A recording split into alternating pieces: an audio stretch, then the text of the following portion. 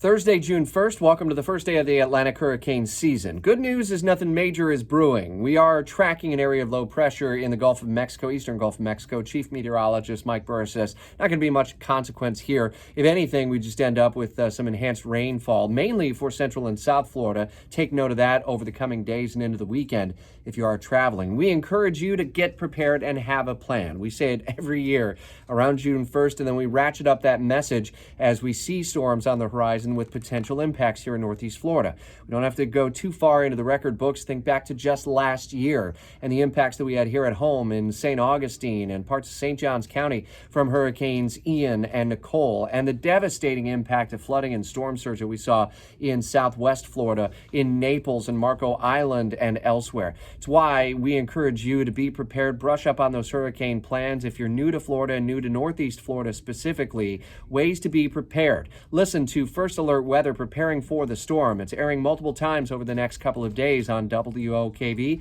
9 a.m. and 6 p.m. on this Thursday, June 1st. Throughout the weekend, you can listen to the podcast at WOKV.com and head to our hurricane guide for resources and other tools to have your family, your business, your property prepared for what's to come this Atlantic hurricane season. This weekend, first weekend of June, is looking pretty humid, but no worse than average temperatures that are into the upper 80s. While you may have been headed off to bed last night, the House was able to muscle through that debt limit deal that essentially suspends a debt ceiling for 2 years until January of 2025. 314 to 177 was the final vote. Your local representatives were split, with Kat Kamek and Michael Waltz both saying no, rejecting the plan, saying the spending cuts didn't go far enough. Waltz concerned about military cuts and what could happen to Navy ships in Northeast Florida and elsewhere, while John Rutherford and Aaron Bean both supported it. We continue to explore some of the depths of that plan, what it does in terms of cutting spending domestically.